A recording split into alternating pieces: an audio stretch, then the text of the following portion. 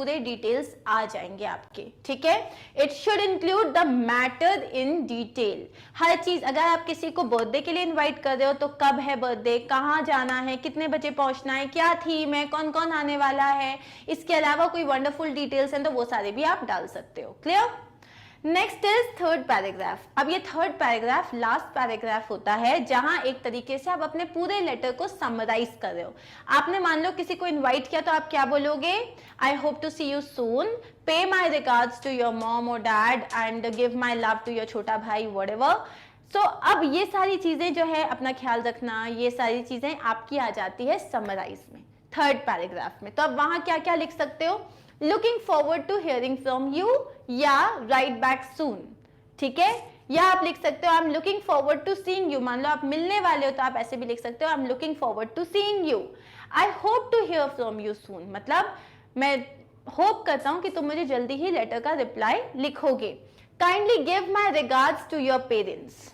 अब इसके बाद ये लाइन लिखना ही लिखना कि जैसे अगर आप अपने फ्रेंड को लिख रहे हो तो आप क्या बोलोगे, kindly give my regards to your parents और kindly pay my regards to your parents and give my love. अगर पेरेंट्स के बाद कोई छोटा भाई है उसका या उसकी कोई छोटी बहन है तब आप बोलोगे give my love to little Kanha और little Monu, little Sonu, whatever it is, ठीक है। ये लिखने के बाद अब जैसे बॉडी कंप्लीट हो गई, again you will leave a line, क्योंकि अब हम आते हैं हमारे कॉम्प्लीमेंट्री क्लोजिंग पे। क्लोजिंग का मतलब क्या हो गया, अब यहाँ पे एक तरीका नहीं है क्योंकि आप इनफॉर्मल तरीके से लिख रहे हो। आप लिख सकते हो love you, miss you, yours lovingly या योर्स अफेक्शनेटली, या आप लिख सकते हो that you know miss you know I like loads of love. तो इसका कोई एक तरीका नहीं है, बट बेसिकली जो जनरली हम लिखते हैं लॉट्स ऑफ लव या बेस्ट विशेस या काइंड रिगार्ड्स, ठीक है। या आप लिख सकते हो योर्स लविंगली, तुम्हारा प्यारा, ठीक है। या तुम लिख सकते हो योर्स अफेक्शनेटली, अफेक्शनेटली, ठीक है। अंडरस्टूड। इस तरीके से आप लिखोगे और उसके नीचे बिना लाइन छोड़े आप लिखोगे अपना पहला नाम, दूसरा नाम मतलब अपना सरनेम लिखने की कोई जरूरत नहीं है, सिर्फ आप अपना नाम लिखोगे, that's it. Clear. This was the format for informal letter. ये हमारा फॉर्मेट था इनफॉर्मल लेटर का। इसका मतलब क्या हुआ कि अगर मान लो ये मेरी मार्जिन है, ठीक है, अगर मान लो ये मेरा मार्जिन है, सबसे पहले मैं लिखूंगी सेंडर्स एड्रेस। तो जैसे मैंने लिख दिया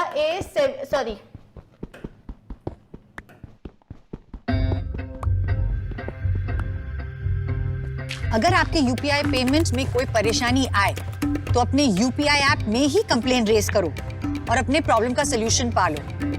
इधर उधर इंटरनेट पर या किसी और से चेक ना करो। सेफ रहो, यूपीआई करो। Issued in public interest by National Payments Corporation of India.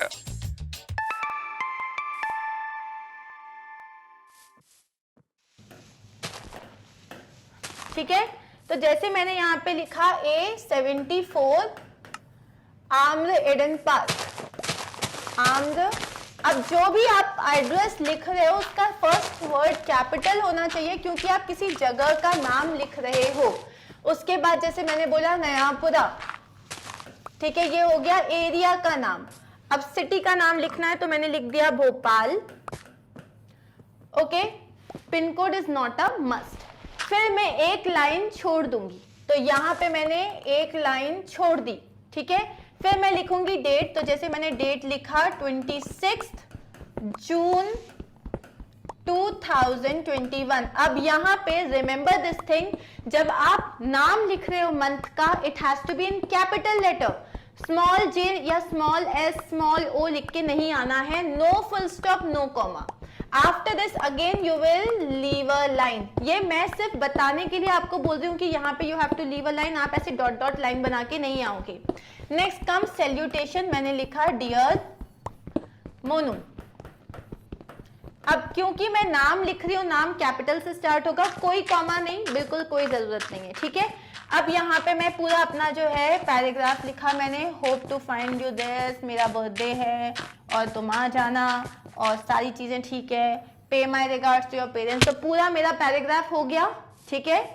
तो ये पूरा, जैसे ये मैंने पूरा पैराग्राफ लिखा, उस पूरे पैराग्राफ को लिखने के बाद अब मैं आती हूं, एक लाइन में छोड़ दूंगी।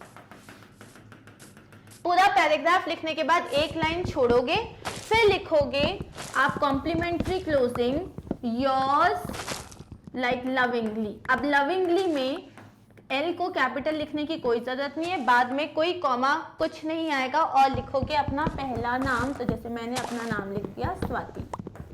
क्लियर? ये है तुम्हारा फॉर्मेट इनफॉर्मल लेटर का। Are we clear with this?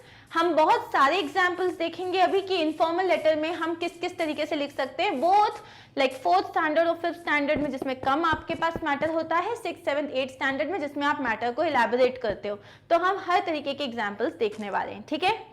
In our next video, we are going to start with the format of formal letter, जो कि बहुत stringent होता है, followed by some examples. Take care of yourself, guys. I hope आपको ये चीज अच्छे से clear हो गई होगी।